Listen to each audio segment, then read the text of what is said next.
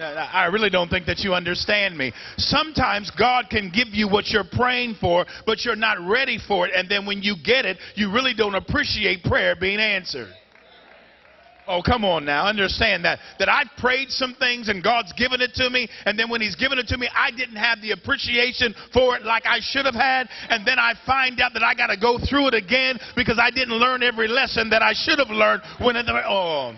That's why God said to me one time that a lack of praise on your part negates the promise. That listen, the same fervency that you prayed for God to fix your situation is the same fervency you got to give to God after he does what you want him to do. You can tell a lot about a folk by the people that they communicate with and the people that they hang out with.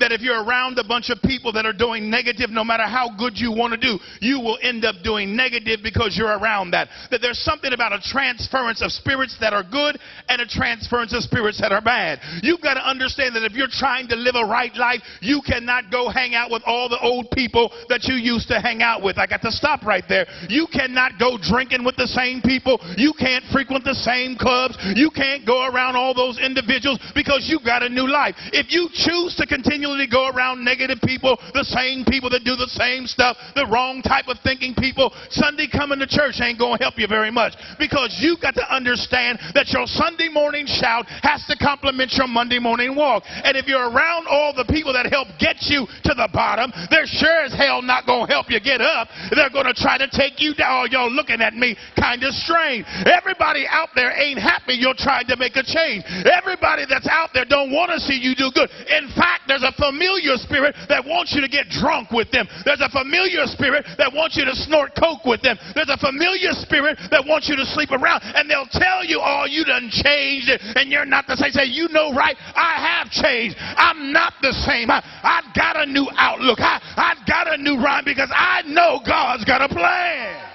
Anybody in the house know God's got a plan for you? Turn to them and say, God's got a plan. Hey, yes, he does. I don't see the plan yet because I'm in processing. I'm waiting on the plan to take place. But I heard him say he's got a plan for me. Chapter number 1, Vashti messes up and there's a divorce that takes place. And now those old friends of the king said, listen, king, she didn't do what you wanted her to do, so you need to get rid of her. But now call out for other virgins to come and parade yourself around you. And then when they bring these virgins, you'll find a wife to replace Vashti. You got to understand that in chapter number 1, God already saw chapter number 3. And in chapter number 1, God already saw chapter number 4.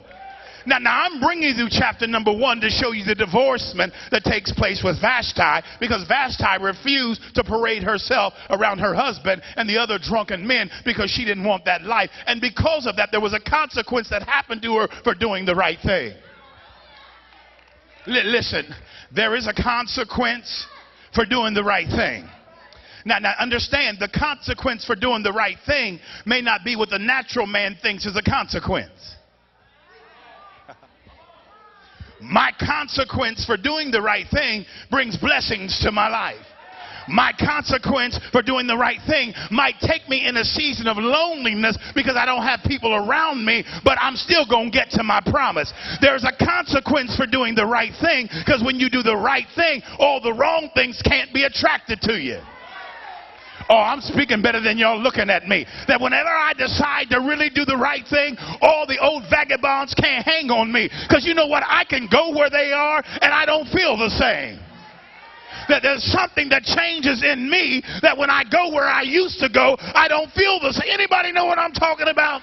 There are many people that went to the bar and wasn't feeling the bar before they quit going to the bar. Oh, come on, y'all. Everybody in this church ain't always been saved. Let raise hand, all y'all used to go bar hopping. All y'all heathens. Look at the heathens. Just look at them. But they're not what they used to be, because God saw them then for their right now. And so there's got to be a realm of consequences and things that happen in your life to prepare you for your right now. Look at this. Vashti now has exited the scene, and now it's open for other virgins to come near. Isn't it kind of amazing? There's a man by the name of Haman in this story.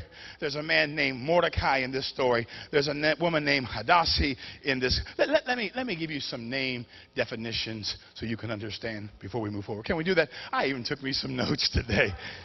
Let me look at my notes. Hadassah, whose name is Esther. Esther's Jewish name means myrtle, a tree whose leaves only release their fragrance when crushed. Look at how slick the devil is, because the devil's not aware that someone in the house knows his scheme. Because before she goes and sees the king, the Bible says Haman gets horses and gallows and runs through the town telling them, whoever did this, they're going to die on this gallows and they're going to be hung. And he's gloating over it. He's gloating to the people that I'm coming to kill you. I'm going to get you. I'm going to take you and you're going to die. And he's gloating it because he has no idea that God had placed Hadassah in the house that was about to change the things of God. One person. The power of one. You don't need an army. You need one. And she agreed with Mordecai.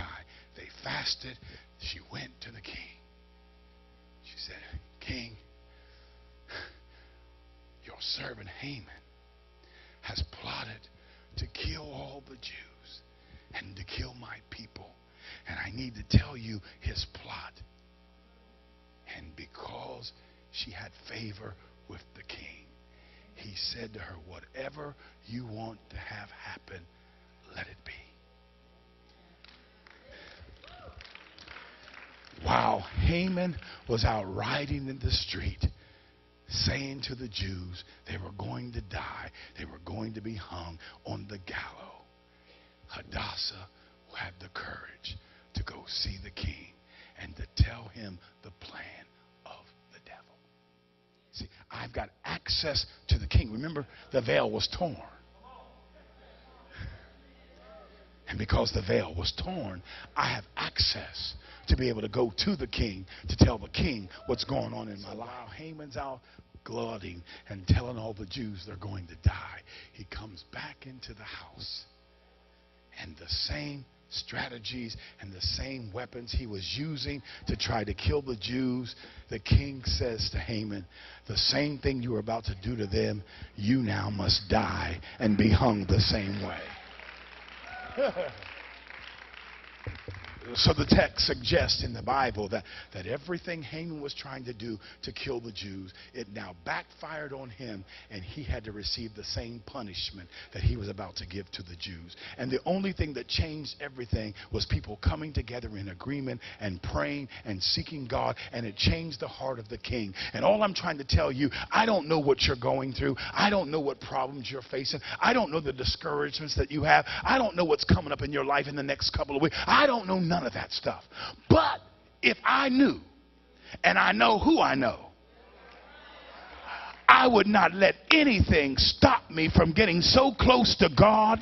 I would never allow anything to stop me from praising and worshiping. I would move my prayer life to another degree and start fasting and saying, God, I don't know what's going to happen in 2 weeks. I don't know what's going to happen in a month. But God, I'm going to trust you that in the midst of all of my struggles and in the midst of my pain, you're going to fix my situation and you're going to make ways out of no way. Because I understand that when I pray, I touch the very heart of you. When I pray, I cause miracles to happen. When I pray with the right people, I can go to the king and the king will show up. Yep. Y'all looking at me kind of strange, but that's okay. I gave you a lot of meat here. But because God knew where you were going to be in this season, and you had to be together to get through it. Yeah. I'm just saying how God stacks the deck even when you don't think the deck is stacked, because it looks like you're playing with a bad hand. But I've learned not to look at the hand in my hand, but look who holds the hand that's holding the hand. Oh, that was good. I couldn't even repeat that again if I wanted to. I can't look in my hand seeing if I got aces and queens. I got to look at who's holding the hand that's holding the hand. And then I play with the deck that I've been given. I ain't got to have a full deck. I ain't got to have all that. I just got to have somebody that's holding my hand. I can have the worst hand in the world, but God can take my hand and do something. Anybody know what I'm talking about? You should have been messed up. Folks talk bad about you. They said you'd never amount to nothing. Your hand wasn't that good, but God knew your hand before you came over here. He anointed that hand before you came over here, and because of that, you can make it. Turn to your neighbor and say, you can make it. God will take your hand and do what needs to be done to get what you need. Yep. When all you have is prayer. When all you got is prayer, you got everything. It can look like everything is going against you. But when two like-minded people pray, things can happen. Don't get discouraged because it looks like the enemy is running around. Haman's running rapid, saying, I'm going to kill all of y'all. But he didn't know when he got home that Esther had already gone to the king. And what he was planning for them, he got the same hand he was giving them. And no one had to do nothing but pray. So for all of you that think prayer don't work, for all of you in the house that think, oh, I ain't got time to spend a few minutes with God, wrong. That's why you're not moving, because you're not praying and seeking the face of God and saying, God, I can't make it without you. And if you don't do something in this situation, I'm going to die. But God, he already fixed the deal when Vashti messed up. He was already thinking about chapter 4 when Vashti wouldn't go see the king. Because if she had stayed and went, the Jews would have died. Because Esther wouldn't have been in the house to give the plan.